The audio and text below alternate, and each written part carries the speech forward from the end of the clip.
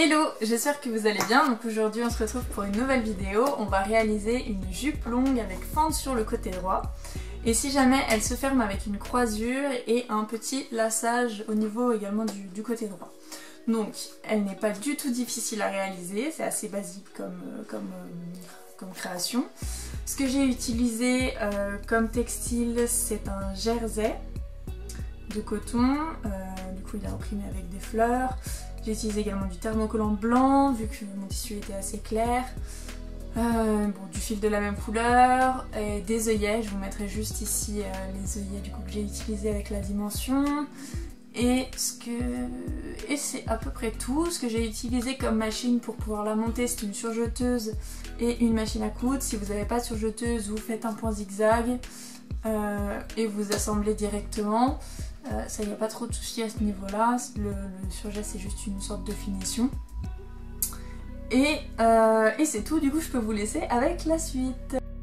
Hello, si on se rencontre sur cette vidéo, bienvenue. Je m'appelle Laurina Cadet, j'ai 22 ans, passionnée par le monde de la mode, j'ai décidé de voir la mode autrement.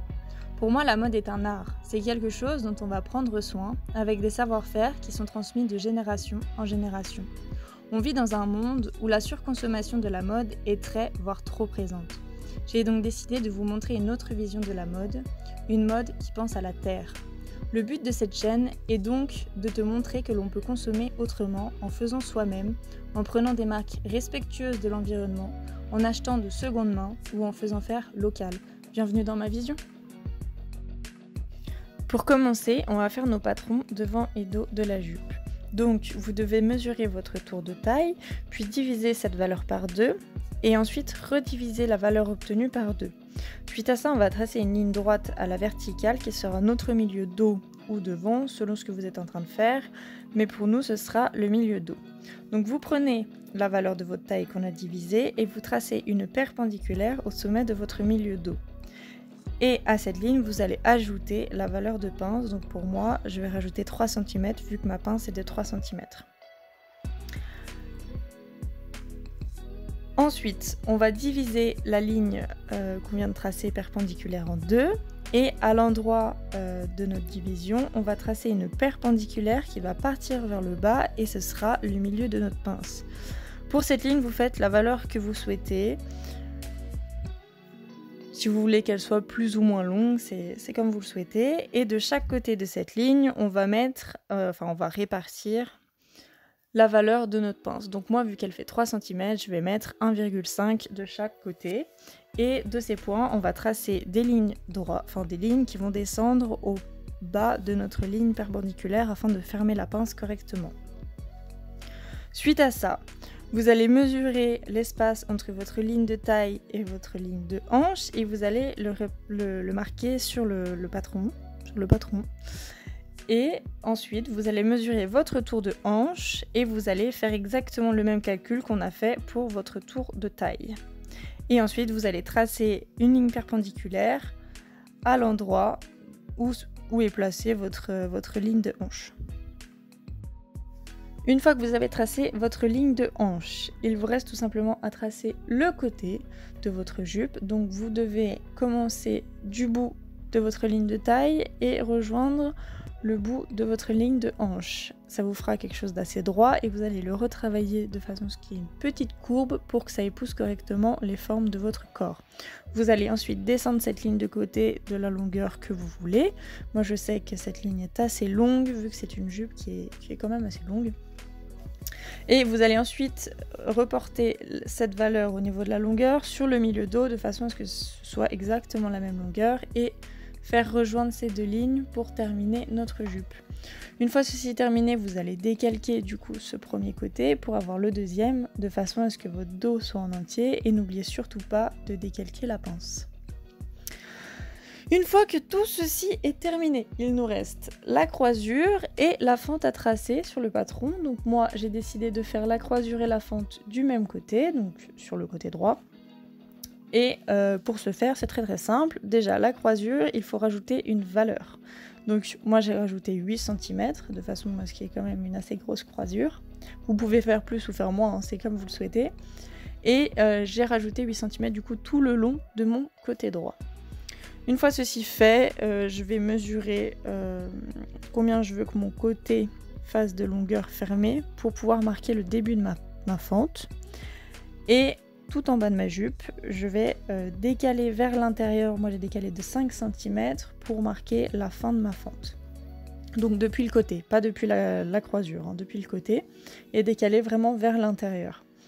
Une fois ces 2 points mis, je vais tracer une ligne droite qui va du coup déterminer ma fente et je vais effacer tout le surplus que j'avais de base au niveau du côté droit et de ma croisure pour que ce soit bien propre. Et je vais rajouter mes valeurs, donc sur les côtés, sur le long de ma fente et au niveau de la taille, je rajoute 1 cm de valeur de couture et au niveau du bas, je vais rajouter 2 cm pour pouvoir avoir une finition avec un ourlet pour que ce soit plus propre. Et on aura terminé notre patron du dos. Pour le patron du devant, c'est très simple, vous avez juste à décalquer votre dos en enlevant votre valeur de pince, donc vous avez juste à replier votre pince comme si elle était fermée et vous aurez tout simplement votre devant. Et une fois qu'on a notre devant et notre dos de jupe, il nous reste juste la ceinture devant-dos et notre laçage. Donc c'est très simple. La ceinture, en fait, c'est un rectangle, tout simplement. Vous prenez la valeur de votre taille pour le dos, la valeur de votre taille pour le devant, et vous tracez une première ligne, donc à l'horizontale. Et à la verticale, vous allez, de chaque bout de cette ligne, vous allez tracer une verticale qui va soit vers le haut, soit vers le bas, peu importe, de la valeur que vous souhaitez. Moi, je sais qu'en comptant les valeurs de couture, j'ai une ceinture qui fait à peu près 8 cm. Et du coup, ça me fait 6 cm de ceinture une fois terminée, ce qui est déjà pas mal pour une ceinture. Après, c'est à vous de voir si vous la voulez grosse ou petite. Ça, c'est en fonction du modèle que vous souhaitez faire. Et vous fermez tout simplement ce rectangle et vous aurez votre ceinture pour le devant et pour le dos. Et pour ce qui est de notre corps de laçage, bah, c'est le même principe, c'est un rectangle, sauf que là, vous faites la largeur et la longueur que vous souhaitez. C'est comme une ficelle de laçage en fait, tout simplement. Et une fois qu'on a terminé tous ces patrons, donc il faut surtout pas oublier d'avoir mis les valeurs de couture, on va mettre des indications sur chaque pièce. Donc le nom de la pièce, par exemple devant de la jupe. On va mettre également le nombre de fois qu'on va le couper. Donc là par exemple, moi, ça sera coupé une seule fois dans le tissu. Et le nom du vêtement, donc moi c'est une jupe portefeuille avec fente. Et ce que vous pouvez également rajouter, par exemple c'est pour les patrons de la ceinture, vous pouvez également rajouter, donc on coupe la ceinture 2 fois dans le tissu et on coupe également 2 fois dans du thermocollant afin qu'elle soit plus rigide. Et une fois que ceci est fait, on a tout terminé au niveau du patronage. Donc, après avoir fini tous nos patrons, on va placer au placement et à la coupe de chacune des pièces. Donc, il y a 3 choses à vérifier quand on coupe du tissu. Déjà, il faut faire attention à l'endroit et l'envers du tissu. Donc par exemple, moi c'est un tissu fleuri, du coup ça sera l'endroit là où il y a l'imprimé. Et de l'autre côté où c'est tout blanc, ce sera l'envers. Donc, une fois qu'on a checké l'endroit à l'envers, il faut placer nos pièces correctement. Donc là, vu que c'est une jupe asymétrique, si par exemple j'avais le devant que je coupais 2 fois dans le tissu, il ne faudrait pas que je place le patron de la même manière, de façon à l'avoir dans les 2 sens. Et vous devez bien faire attention à ce que votre droit fil, donc là c'est notre milieu dos ou notre milieu devant, soit bien parallèle à la lisière. Donc comme vous pouvez le voir dans la vidéo, je me sers d'un mètre ruban pour mesurer à quelle distance est ce droit fil du bord du tissu. Et si après avec le temps vous aurez un peu plus d'expérience et vous pourrez le faire à l'œil, mais c'est toujours mieux de le mesurer au début. Et une fois ceci fait, il faut aussi penser au gain de place au niveau du tissu, enfin du textile. Tout simplement, c'est-à-dire quand vous placez vos pièces, vous faites en sorte d'économiser du tissu. Moins vous utiliserez de tissu, moins vous aurez de grosses pertes, plus vous pourrez refaire de création. Et c'est toujours plus avantageux et c'est toujours mieux parce que votre tissu est beaucoup plus rentable et vous pouvez faire plus de choses avec, c'est toujours plus intéressant. Donc voilà, et une fois tous ces points bien mis en place, et ben, il ne reste plus qu'à couper. Et après ça, on pourra passer à l'assemblage de notre petite jupe portefeuille. Pour commencer notre assemblage de la jupe, on va assembler notre côté gauche. Vu que le côté droit, vu que c'est la croisure, on va le laisser tout seul. On va tout simplement pas l'assembler avec notre devant et notre dos. Donc, on prend notre devant et notre dos de la jupe et on va assembler du coup, comme je l'ai dit, tout notre côté gauche. Et après ça, on va surjeter le bas de notre jupe afin de pouvoir prévoir par la suite notre petite finition d'ourlet. Et une fois qu'on aura fait cette étape-là, on pourra passer à la création de notre ficelle de laçage pour la croisure. Pour ce qui est de notre laçage, donc j'ai trouvé une technique sur Pinterest, donc qui était beaucoup plus rapide que ce que je faisais avant où je retournais tout à la main. Donc qui consiste à faire une petite entaille sur l'un des bouts de votre ficelle, vous y passez ensuite une épingle à nourrice, sur la vidéo c'est un trombone mais l'épingle à nourrice c'est beaucoup plus pratique, et ensuite vous faites passer l'épingle à nourrice à l'intérieur de votre ficelle et vous continuez comme ça jusqu'au bout et ça se retourne tout seul, c'est parfait et c'est beaucoup plus rapide.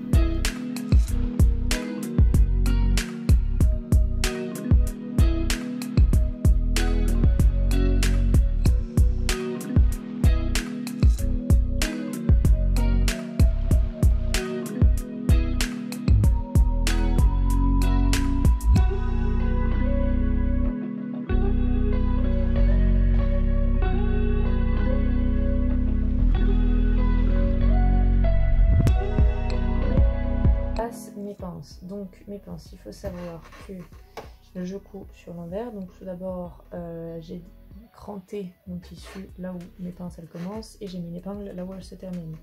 Donc ça c'est ma valeur, de pince. Donc vous voyez juste ici j'ai deux petits trous, deux petits crans, voilà. Je vais venir plier le tissu cran contre cran, hop, comme ceci. Donc je vais mettre une épingle à ce niveau là, début de ma pince, et je vais venir placer correctement le pli jusqu'au bout de mon épingle, donc qui est juste ici, et je vais venir placer une autre épingle, hop, juste au bout, et je vais venir enlever celle que j'avais placée à l'intérieur, hop là. Donc là déjà, j'ai ma première pince de formelle. Vous pouvez rajouter encore une épingle au milieu, comme ceci, pour que ça tienne bien. Et je vais faire exactement pareil pour la deuxième. Donc cran contre cran. Hop. Je mets une première épingle. Si j'y arrive. Là.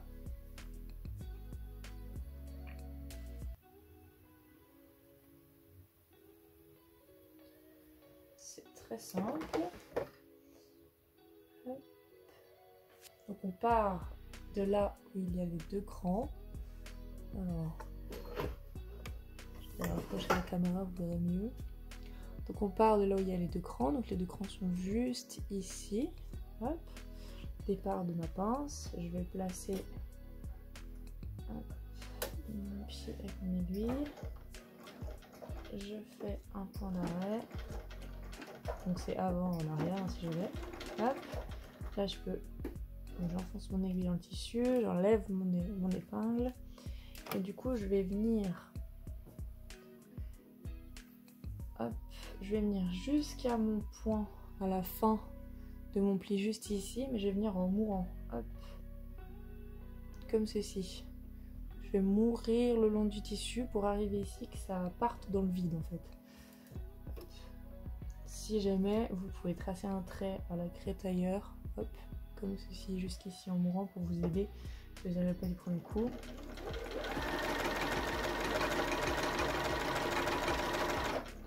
Hop, donc en fait ce que je fais, c'est que je me rapproche de plus en plus du bord. Jusqu'à vraiment mourir tout doucement à la fin du tissu pour pas que ça fasse des petits becs. Et là, après, je couds tout simplement dans le vide. Je je tire mon fil et je laisse une petite longueur à la fin de ma pince, une petite longueur de tissu comme ça pour que ça se tienne bien. Je coupe le fil en haut. Donc votre couture elle doit ressembler à ça. Donc hop, elle m'ouvre le long jusqu'à arriver jusqu'au bout. Et du coup quand vous retournez le tissu, vous vous retrouvez avec un truc comme ça. Et juste ici, on fait la couture. Et en bas, ça me fait pas de petit bec. C'est bien tout à plat, ça finit correctement. C'est comme si ça ne se voyait pas. Et du coup, je fais exactement la même chose avec mon autre pince. Maintenant, pour ce qui est de la finition du bas et du côté droit, donc c'est-à-dire le côté où on a notre fente, on va faire ce qui s'appelle un ourlet. Donc on va retourner la valeur du surjet 2 fois à l'intérieur de façon à ce qu'elle disparaisse et faire une surpiqûre tout du long, c'est-à-dire c'est une piqûre qui est près du bord, donc à l'intérieur, et à l'extérieur, on aura juste la piqûre toute simple qui va apparaître. Alors, ce qu'il faut savoir, c'est qu'on ne peut pas faire l'ourlet en continu sur les 3 côtés, donc c'est-à-dire qu'il faut d'abord faire l'ourlet côté fente, donc c'est-à-dire devant et dos, et après faire l'ourlet au bas de la jupe. Et une fois ceci fait, on aura terminé les finitions des ourlets. D'abord, on va commencer par la ceinture dos, donc hop, on ne sait pas les éléments. Il faut bien penser à prendre un thermocollant dans un sens, un thermocollant dans l'autre. Donc là, par exemple, je la colle dans ce sens-là. Et là, j'ai le tissu et je la colle dans l'autre sens. Hop, comme ça. Tac. Et ça, on le garde pour la ceinture de devant. Hop. Donc, vous pouvez préparer vos pièces pendant, par exemple, votre fer est chaud. Comme ça, au moins, ça va plus vite. Hop, hop, hop. On enlève toutes les épingles.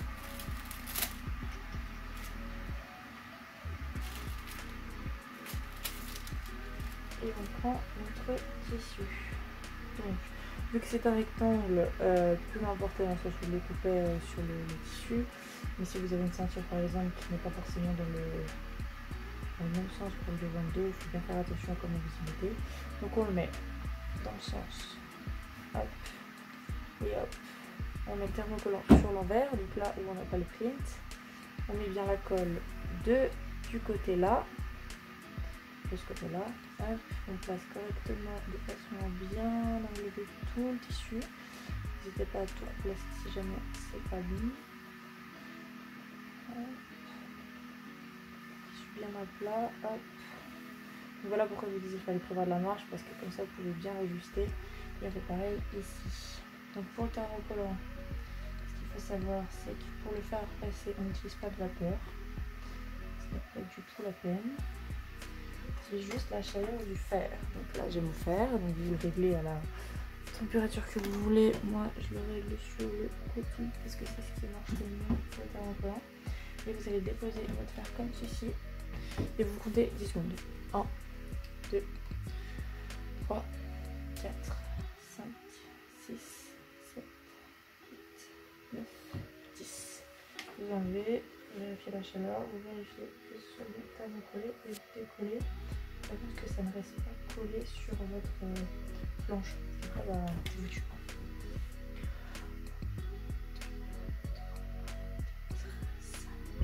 5, 6, 7, 8, 9, 10. Hop, et vous recommencez jusqu'au bout de votre tissu. Et vous vérifiez bien, pardon, que tout soit bien thermocollé. Et on recommence. 1, 2, 3, 4, 5, 6, 7, 8, 9, 10. Hop. 1, 2, 3, 4, 5, 6, 7, 8, 9, 10. 1, 2, 3, 4, 5, 6, 7, 8, 9, 10. Hop là. Et vous retournez pour regarder le résultat. Normalement tout est bien à plat. Hop. Et vous n'aurez plus qu'à recouper les bords tout le long qui dépassent du thermocollant. Et du coup vous refaites la même chose pour la deuxième ceinture du dos et pour la ceinture devant.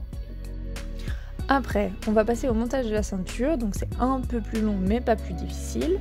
On commence par le côté gauche, donc c'est le côté où on n'a pas notre croisure à assembler, puis on va passer au sommet de la ceinture, donc là on va faire un assemblage tout du long. Une fois fait, on va passer à l'assemblage de la ceinture avec la jupe. Donc là cet assemblage il se fait en 3 étapes. On va commencer par la première couture, donc on prend l'envers du tissu, donc pour moi c'est le côté blanc, là où j'ai pas l'imprimé, et on va l'assembler avec la partie qui va aller à l'intérieur de la ceinture pour faire le premier assemblage et commencer le montage. Une fois qu'on a fait ce premier assemblage, on va devoir fermer les côtés où se trouve la fente. Donc pour faire bien attention, il faut vraiment bien caler la ceinture sur le bord de la fente de façon à ce qu'il n'y ait pas de décalage et que tout soit bien propre. Une fois qu'on a fait ceci, on a des angles qui sont rectangulaires, il va falloir les mettre en arrondi parce que sinon ça fait un pâté, c'est comme ça qu'on appelle ça quand on va retourner le tissu. Ça va faire une sorte de boule épaisse et on va pas réussir à faire l'angle correctement. Donc on va le dégarnir, on va le mettre en arrondi de façon à pouvoir le retourner correctement, qu'il soit plus propre, moins épais et du coup que ça fasse pas un pâté. Une fois nos angles dégarnis, il ne reste plus qu'à finir l'assemblage de la ceinture par une surpiqûre. Donc il faut donc rentrer les valeurs de surjet à l'intérieur et préparer le tout. Donc moi ce que j'ai fait, c'est que j'ai placé des épingles en haut de la ceinture de façon à ce que ce soit bien propre au niveau de la couture en haut et que je puisse bien répartir la matière de la ceinture vers le bas. Et j'ai épinglé tout le bas de façon à voir où mon aiguille allait passer avec les épingles, donc des deux côtés. Et pour la surpiqûre, prenez bien le temps d'y aller doucement, vérifiez si vous voulez tout le long de façon à ce que ça apparaisse bien sur l'autre côté de la ceinture et qu'il n'y ait pas de faux pas entre guillemets où vous avez votre piqûre qui va être en dessous, qui va être trop haut, ou que ça fasse vraiment des vagues n'importe comment. Donc prenez bien le temps de bien épingler et de faire la surpiqûre avec le temps qu'il vous faut pour la faire. Vous pouvez le mettre le temps que vous voulez, il n'y a aucun problème. Et une fois qu'on a terminé de monter la ceinture, et ben la jupe est finie d'être assemblée.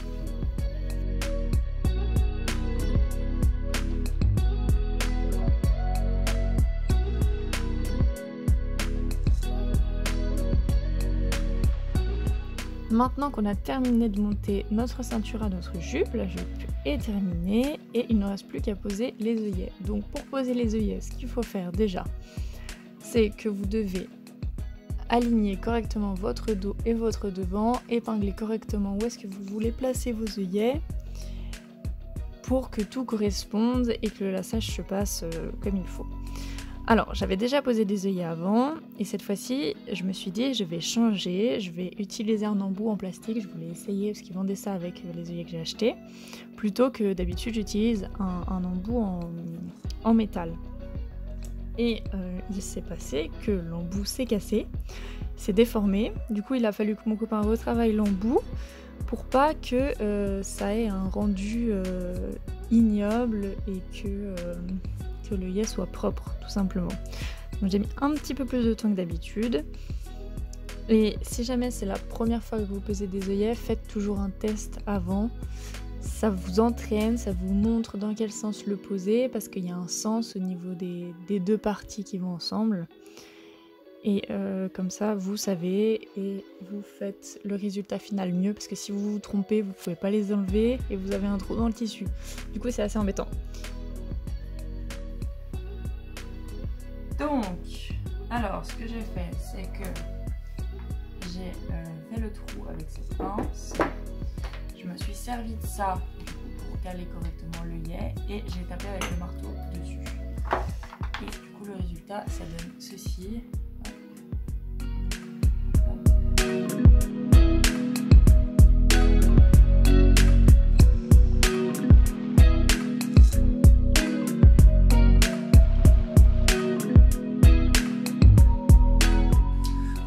Donc à la fin de cette vidéo, j'espère qu'elle vous aura plu. N'hésitez pas à me dire en commentaire ce que vous en pensez, surtout le passage au niveau de la création des patrons. Dites-moi si je suis assez claire ou non. Et on se retrouve dans une nouvelle vidéo la semaine prochaine. Je vous fais des gros bisous.